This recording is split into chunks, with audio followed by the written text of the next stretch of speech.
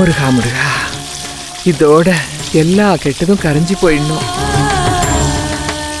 என் புள்ளைக்கு எந்த சங்கடமும் வரக்கூடாது.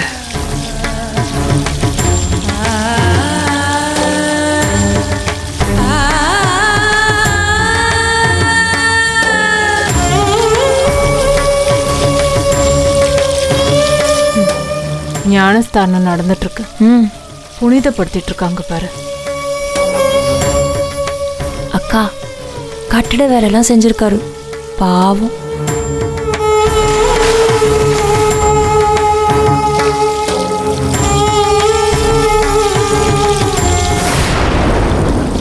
அவரு பாவம் இல்ல,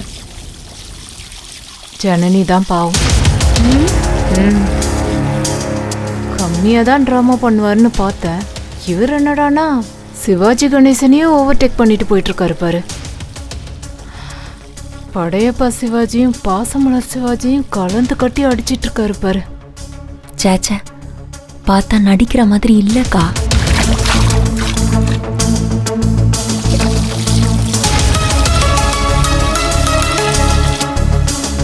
நீ தேர மாட்ட, ரொம்ப கஷ்டம். ஏன்?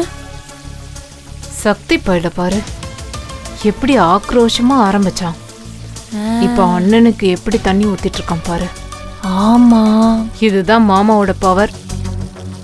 உன் மாமா மைண்ட் எப்படி வேலை செய்து பாத்தியா? அடுத்த கட்டம் வேற லெவல்ல இருக்கும் பாரு. கண்டிப்பா ஏதாவது யோசிச்சு வச்சிருப்பாரு, வேற மாதிரி செய்வாரு.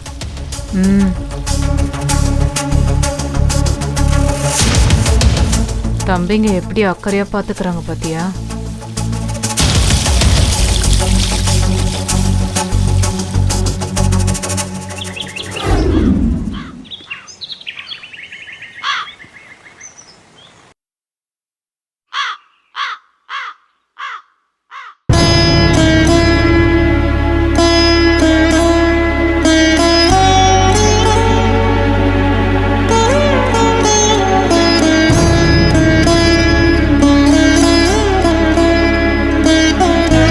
இந்தாருப்பா, இனி எந்த பையன் என்ன சொன்னாலும் சரி, இப்படி ஒரு முடிவை நீ எடுக்கப்படாது.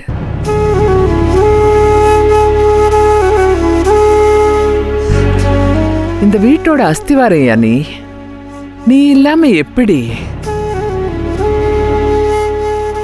உன்னை பேசுற பயலுங்க இனி இந்த வீட்டுல இருக்க வேண்டாம்.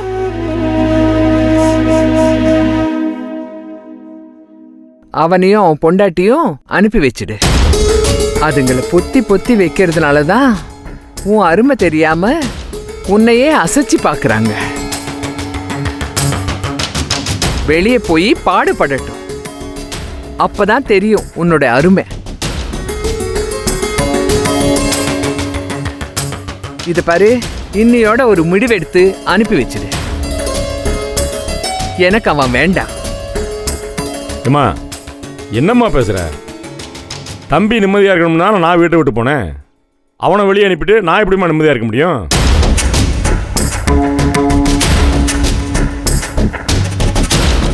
இந்தா ஆரம்பிச்சிட்டாரு. இப்ப தூக்கி போடுவார் பாரு ஒரு இடி. இடியா? தெரியல என்னன்னு, இரு பாப்போம். நானும் அதுக்கு தான் வெயிட்டிங். பாப்போம். இல்லம்மா, கதிரி எப்பயுமே என்கிட்ட கோவமாக பேசுவாம்மா. ஞானம் அமைதியாக பேசினாலும் அப்பப்போ என்கிட்ட கேள்வி கேட்பேன். அதெல்லாம் என் மனசை பெருசாக பாதிச்சது இல்லைம்மா. ஆனால் அந்த சக்தி போய் சொன்னா பாரு ஒத்த சொல்லு, அதை என்னால் மறக்கவே முடியலம்மா. என் மனசு அவ்வளவு பாதிச்சிருச்சு அது. நான் அன்றைக்கி வீட்டை விட்டு போனதுக்கப்புறம் யோசிச்சு பார்த்தேன். நம்ம தம்பி தானே, சின்ன பையன் தானே, கேட்டால் கேட்டு போகிறேன் அப்படின்னு என்னை நானே சமாதானம் பண்ணிக்கிறதுக்கு முயற்சி பண்ணேன். என்னால் முடியலம்மா.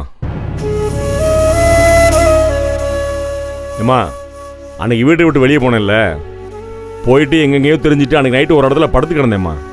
அது எந்த இடம்னு உங்களுக்கு அப்புறமா சொல்கிறேன். அப்போ அப்படியே யோசிச்சுக்கிட்டே படுத்துருந்தேம்மா. மனசுக்குள்ளே எதையாவது நினைக்கலாம்னு பார்த்தா எந்த நினைப்புமே வரமாட்டேங்குது. இவன் சொன்ன அந்த ஒத்த வார்த்தை மட்டும் வந்துக்கிட்டே இருக்குமா. உனக்கே நல்லா தெரியும், இவன் குரல் கூட எனக்கு சரியா தெரியாதுமா. என்னை பார்த்து இவன் பேசுனது கூட இல்லைம்மா. ஏமா இந்த பையட்டை எத்தனை நாள் நம்ம கெஞ்சி கெஞ்சி கேட்டிருக்கோம். வாயை திறந்து பேசுறா, உன் மனசுக்குள்ள இருக்கிறத என்கிட்ட சொல்றான்னு. கெஞ்சி கெஞ்சி கேட்டிருக்கோம்லம்மா. அன்னைக்கெல்லாம் வாயவே திறக்காம பேசாம நிற்பேன். என்னைக்குமே பேசாத பைய திடீர்னு அப்படி ஒரு வார்த்தையை சொன்னோன்னே எனக்கு ஈரக்குலையே ஆடி போச்சுமா. பேச விட்டுட்டாலும் ஏய்யா, சூரியனை பார்த்து கண்டது கொலைச்சா அது யாருக்கு நஷ்டம்? அவனை முன்னேற்றணும்னு நீயும் ஏசி ஆபீஸ் வச்சு கொடுத்த. ஆனா இவன் இன்னைக்கு வந்தவ பேச்சு கேட்டுக்கிட்டு உன்னை இப்படி பாடா பட வச்சிட்டான். போதும்ப்பா, கூட பிறந்தவனுக்காக நீ அவனுக்கு செஞ்சதெல்லாம் போதும். நானே சொல்றேன்ப்பா, இதோட அவங்கவுங்க வாழ்க்கையை அவங்கவுங்களே பார்த்துக்கிட்டோம். அம்மா திருப்பி திருப்பி அதையே சொல்லிட்டு இருக்காதம்மா. இவன் என் புள்ளம்மா. இதற்கான என் மயன் தரிசேன். அவன் பிறந்தது வளர்ந்தது கூட எனக்கு ஞாபகத்திலே இல்லை. வேலை வேலைன்னு ஓடிக்கிட்டே இருப்பேன். ஆனால் சக்தி பிறந்தப்ப உனக்கு ஞாபகம் இருக்கா? பிரசவ வீட்டில் உன்னை கொண்டு ஐயா ஆஸ்பத்திரியில் சேர்த்துட்டு என்னை தானே உன் கூட இருக்க சொன்னார். இவன் பிறந்தோடனே இவன் மூஞ்சி நீ கூட பார்க்கலாமா? நரசம்மா தூக்கி என் கையில் தான் கொடுத்தா. கையில் வாங்கினோடனே என்னை பார்த்தான் பாரு ஒரு பார்வை. இன்னைக்கும் சக்தினா அந்த பார்வை தான் எனக்கு ஞாபகத்தில் இருக்கு. இவ்வளவு காலத்துக்கு அப்புறமும் இவன் வளர்ந்து வாலிபன் ஆகிட்டானே என்னால் நம்பவே முடியல. அதாம்மா பிரச்சனையே.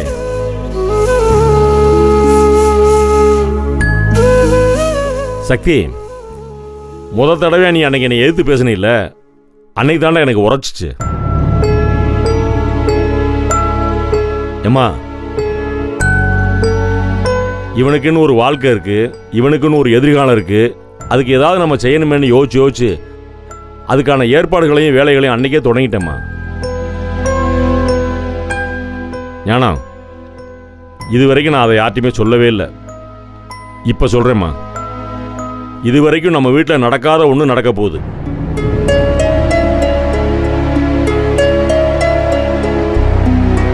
என்னப்பா சொல்ற?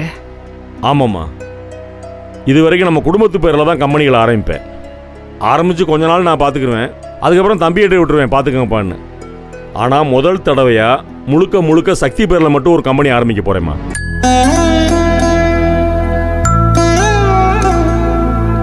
கேட்டியா? முழுசா கேட்போம்.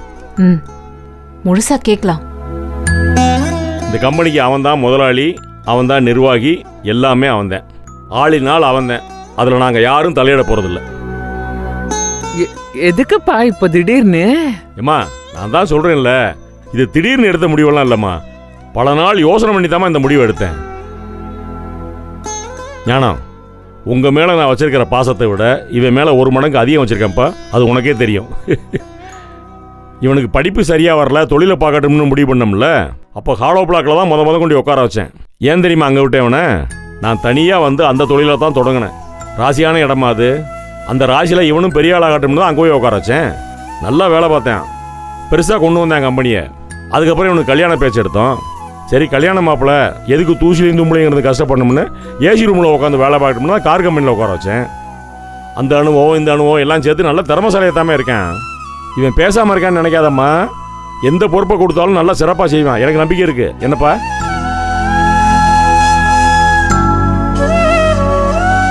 பரவாயில்ல. இங்க பாருமா, இவன் வளர்ற பையமா. இவனை ஒரு கூண்டுக்குள்ளே போட்டு அடைச்சிடக்கூடாதுன்னு பார்க்குறேன். அதுக்காக தான் கோயம்புத்தூரில் ஒரு பெரிய இடமா பிடிச்சி அங்கே போய் கோல்டு பிஸ்னஸ் பண்ணுறதுக்கு ஏற்பாடு பண்ணியிருக்கேன். இவன் அங்கேயே போய் தங்கி அந்த பிஸ்னஸை கவனிச்சுக்கிற போகிறேன்.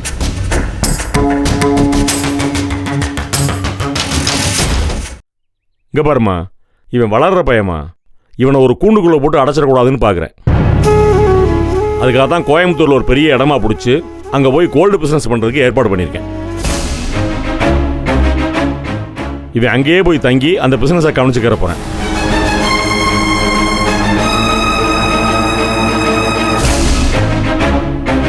கோயம்புத்தூரா? ஆமா. என்னப்பா, சரிதானே? சரிண்ணே. போறீல்ல? சரிண்ணே. கோயம்புத்தூரா? ஆமாம்மா, கோயம்புத்தூர் வெளிநாட்டிலையா இருக்கு. இந்த இருக்கு 3 மணி நேரம் பஸ் பிடிச்சா. நாங்கள் மதுரைக்குள்ளேயே இருந்து உழண்டுகிட்டு இருக்கான். அவனையும் ஏன் இங்கே தங்க வைக்கணும்? அவன் 4 இடத்துக்கு போய் 4 மக்க மனுஷரோட பழகி தொழிலை நல்லா கற்றுக்கிட்டு ஆகா ஓகோன்னு மேலே போய் நிற்கணுமா?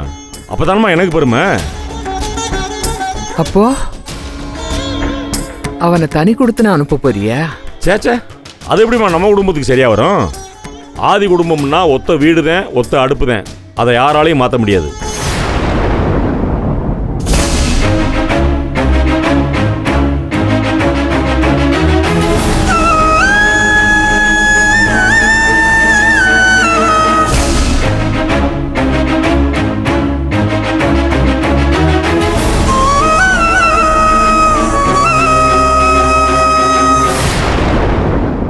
நான் இருக்கிறது வரைக்கும் அப்படி தான் இருக்கணும்னு நினைக்கிறேன். எனக்கு பிறகு எப்படியோ அது எனக்கு தெரியாது. அவன் தொழில் பண்ணுறதுக்கு பக்கத்துலேயே ஒரு பிளாட் பார்த்துருக்கேம்மா. திங்கக்கிழமை போகட்டும், வாரம் பூரா அங்கே வேலை பார்க்கட்டும், சனி ஞாயிறு இங்கே வந்துடட்டும்.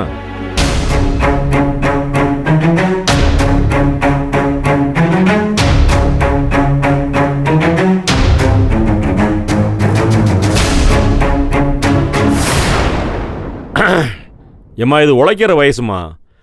நேர காலம் இடம் பொருள்லாம் பார்க்காம உழைச்சாதானமா முன்னுக்கு வர முடியும். நான்லாம் ஒவ்வொரு கம்பெனி ஆரம்பிக்கும் போதும் எங்கே கம்பெனி ஆரம்பிக்கிறோமோ அங்கேயே போய் படுத்து கிடப்பனே. நீ பல நாள் என்னை வஞ்சிருக்கியம்மா. நேர காலம் பார்க்க மாட்டேன், சாப்பாடு தண்ணியை பார்க்க மாட்டேன், குளிக்க மாட்டேன் ஒழுங்கா. ஏப்பா அப்படி திருறன்னு பல நாள் வஞ்சிருக்கியம்மா நீ. இவன் புதுசாக ஒரு தொழில் தொடங்க போகிறான் கோயம்புத்தூரில். அங்கேயே போய் தங்கியிருந்தா தானமா அதை நல்லா பார்த்து டெவலப் பண்ண முடியும். இங்கே இருந்துட்டு எப்படி பார்க்க முடியும்? அங்கே போனேன்னா நாளாக அப்படியே ஒவ்வொன்றா கற்றுக்கிட்டு அதுக்கப்புறம் இங்கேருந்து எல்லாத்தையும் பார்த்துக்கிற போகிறேன். இப்போ நான் பார்த்துக்கிறேன் இல்லையா, ஃபோன்லேயே எல்லா கம்பெனியும் பார்த்துக்கிறேன்ல, அது மாதிரி அவனும் பார்த்துக்கிருவேம்மா. முதல்ல அங்கே போய் இருந்து உழைக்கட்டுமா, அப்போ தான் அது என்னன்னு தெரியும். என்னப்பா உனக்கு ஒன்றும் பிரச்சனை இல்லைல்ல? அதெல்லாம் ஒன்றும் இல்லைண்ணே. அப்புறம் என்ன?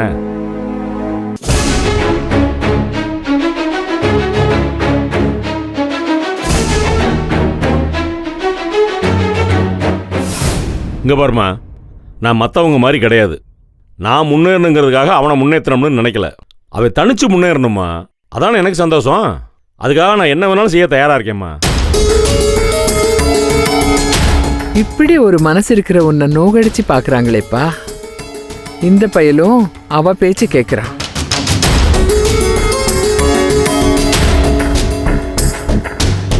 டேய் சக்தி, பாருடா, உனக்காக உங்க அண்ணன் என்னென்ன செஞ்சிருக்கான்னு பாரு. அவன் மனசை நோகடிச்சிட்டியே. அம்மா அவனை ஒன்றும் சொல்லாதம்மா. அவன் நல்லா இருக்கணும்மா, அதாம்மா முக்கியம்.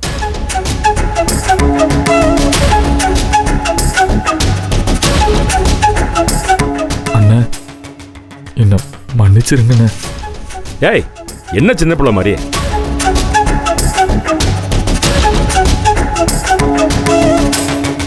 உனக்கு இதே பழப்பா போச்சுடா. இது பாரு, வாழ்க்கையில என்னைக்கு திடமா ஒரே பக்கமா நிக்கிறியோ அன்னைக்கு தான் உருப்பட முடியும். அம்மா அதெல்லாம் நல்லா வருவேம்மா. இப்போ தானம்மா வாழ்க்கையை புரிஞ்சுக்கிற ஆரம்பிச்சிருக்கேன். இப்போ தான் வாழ்க்கையை முத தொடங்குறேன். போக எல்லாம் கற்றுக்கிருவேம்மா. எல்லாத்துக்கும் மேலே இவனுக்கு நல்ல மனசு இருக்குமா. கண்டிப்பாக பெரிய ஆளாக வருவேம்மா. அவனுக்கு இப்போ தேவைப்படுற ஒரே விஷயம் உன்னோட ஆசீர்வாதம் தான். ஏய் அம்மாட்ட ஆசீர்வாதம் வாங்கிப்பா. நீ மட்டும் ஆசீர்வாதம் பண்ணா அவன் எங்கேயோ போயிடுவாம்மா ஓஹோன்னு.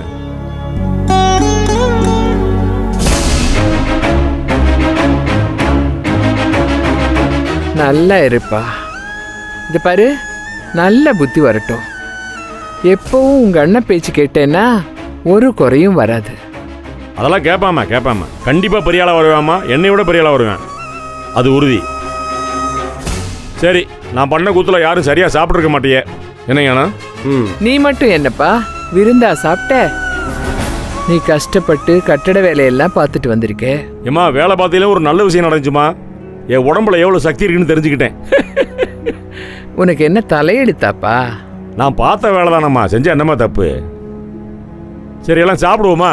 வாங்க சாப்பிடுவோம். உன் கையால் சாப்பிட்டு 4-5 நாள் ஆச்சுமா. எல்லாருக்கும் சாப்பாடு வைமா. வாங்கப்பா போய் எடுத்து சாப்பிடுவோம். வைங்கடி. சாப்பாடு இருக்குல்லம்மா? செஞ்சிட்டேன் மாமா. பரவாயில்லம்மா, என்ன நடந்தாலும் சமையல் பண்ணிடுறாங்கம்மா. கடமை முக்கியம் இல்ல மாமா. சரி எடுத்து வைங்க. அப்பா ரொம்ப நாளைக்கு அப்புறம் சட்டி தூக்குனதுல உடம்பெல்லாம் வலிக்குதுப்பா. ஏய் நீங்களும் வாங்கடா. வாப்பா வா உட்கார்.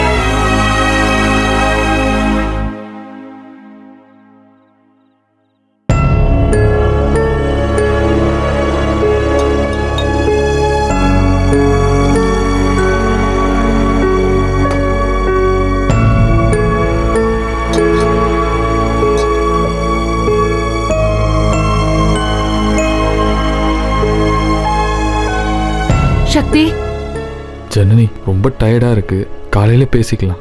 தலை வலிக்குது, நான் படுக்கிறேன்.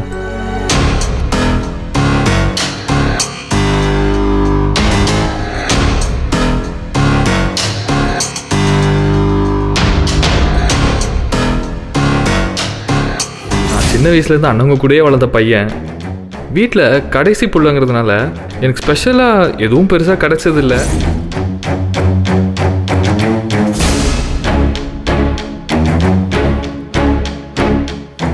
எனக்கு தெரிஞ்சதெல்லாம் என் அண்ணனுங்க, அப்புறம் அவங்க பண்ணுற தொழில், அவ்வளோதான்.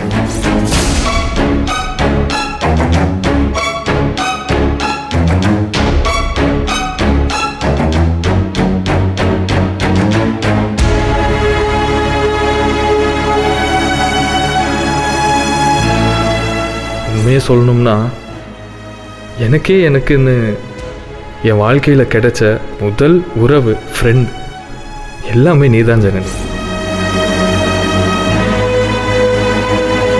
இன்னைக்குன்னு இல்லை, என்னைக்குமே நீ எனக்கு ஸ்பெஷல் தான்.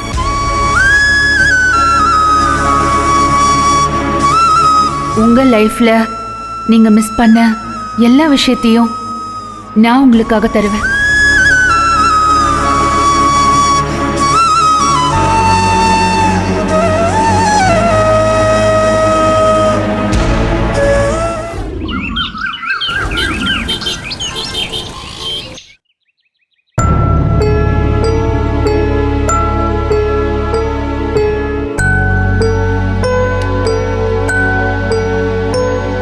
சக்தி,